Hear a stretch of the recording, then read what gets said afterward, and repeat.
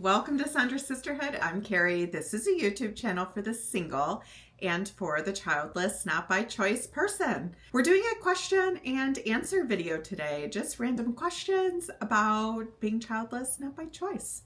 So let's roll. Oh, okay, come on in.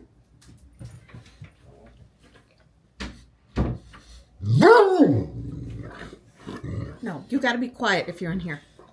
Sit. Sit. You gonna hang out with me? Yeah. Okay. Yeah, we're gonna answer questions. He's been at daycare. Oh God, look how cute he is. Okay. What does childless, not by choice mean to you personally? Okay. Well, it means that I don't have kids, but I did want children. I did not make a conscious choice not to have them. And I think it's ultimately just a label, but it does highlight that I wanted kids but don't. Child-free is where people kind of made an intentional choice not to have children. I use that label because it helps kind of distinguish between those who didn't want children and those who did but couldn't or didn't. And ultimately, I'm a woman without kids is essentially how I describe myself. But it means to me that it's life that it can be challenging and going through grief, but it doesn't mean that you can't have a life that's meaningful, purposeful, and fun. So I think everybody has things that are really difficult. This happens to be one of the things that I experienced that was extremely difficult for a period of time. Less difficult now, but has like twinges of pain every now and then. But ultimately, I wanted kids, but it didn't turn out that way. When did you first realize this might be your reality? Yeah, I think it was kind of a slow descent is how I describe it. I'm childless due to circumstance, right? And so there wasn't kind of one thing that occurred. It was a bunch of things that weren't occurring is, I think, how I would describe it. When I really started to get panicked about it, I would say I was like probably 36. Not that I wasn't anxious about it before then, but I would say kind of that 36, 37, 38 range. That's also the time where I froze my eggs. I was 38 or 39 when I froze my eggs. I must have been 39. Yeah, it was definitely before I was 40. I was probably 38 or 39. And I think that's where I was like, I need to extend this because this is starting to really play out in a way that I don't want. And then I would say 42 is where I was like, this just isn't going to happen. Probably had a little inkling.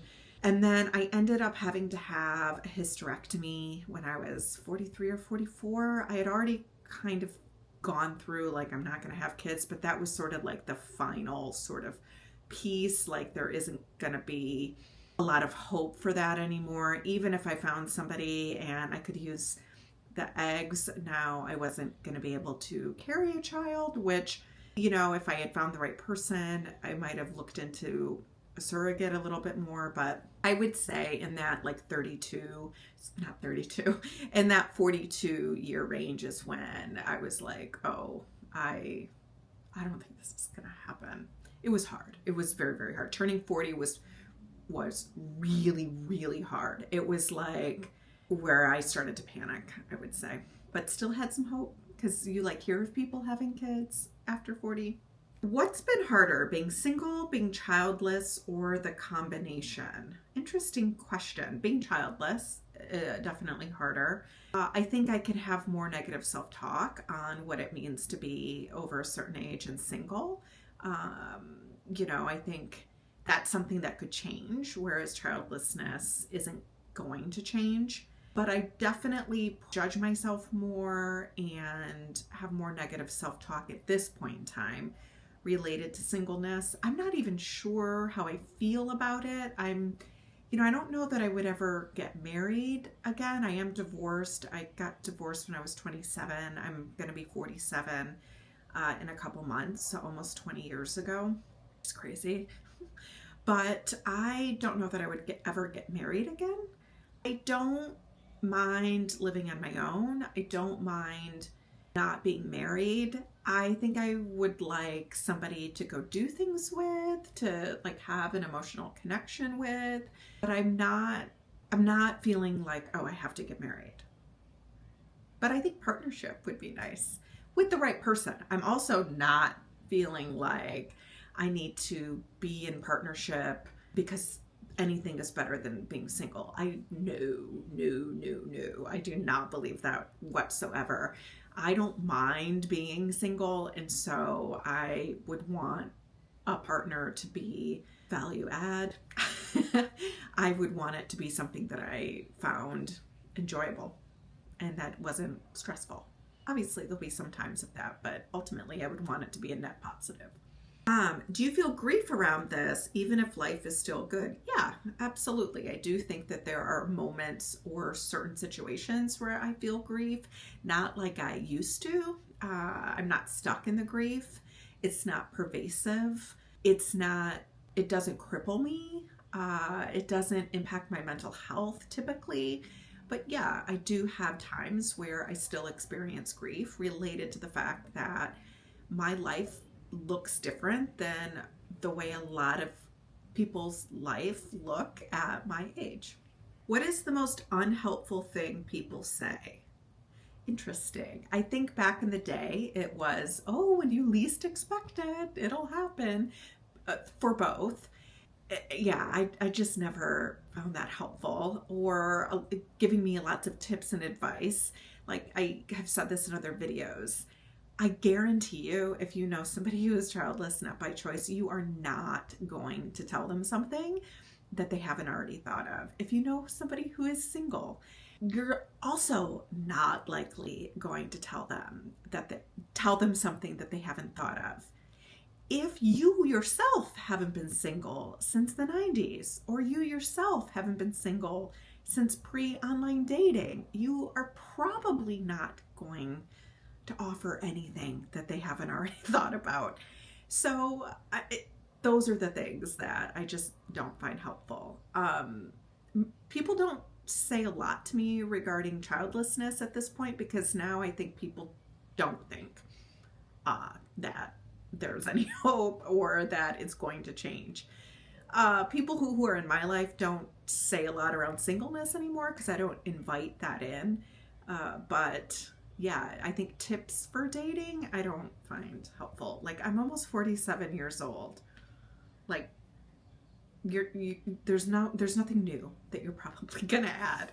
Do you still date? Why or why not? I don't not date, but I don't date just to date. I don't do online dating or the apps or things like that anymore. I just don't want to spend my time doing that. I don't feel like they're great mental health wise. You know, my brain sort of imagines people scrolling through a bunch of women and then seeing me and just going, no, thank you. And I'm not saying that that's what's happening, but it's not good for my mental health because it'll go there. And I just don't. Has this changed how you see yourself? Yes.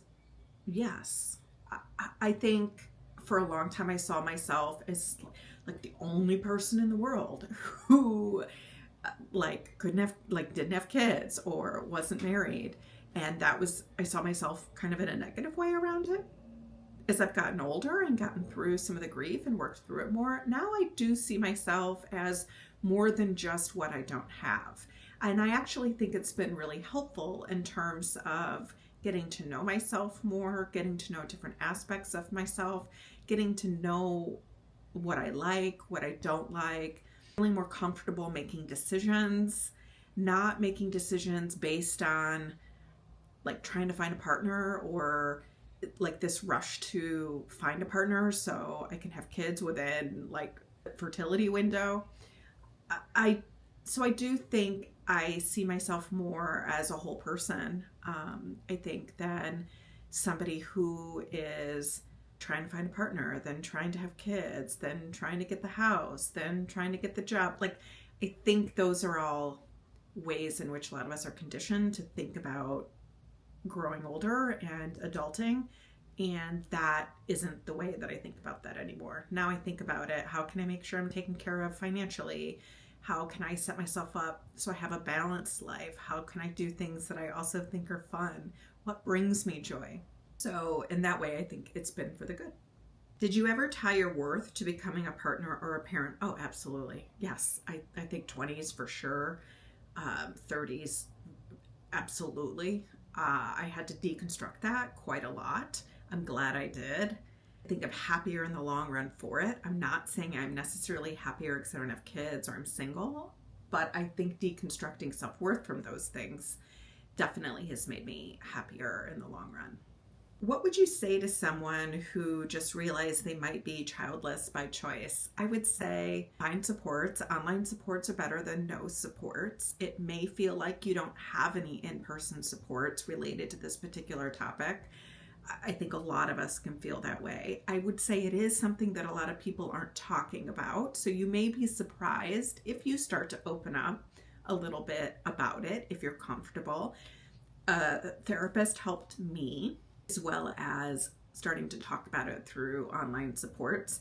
And then I think when you're ready, well, I would definitely grieve it, acknowledge it as grief, have grace with yourself around it, and then leave yourself open to a different future.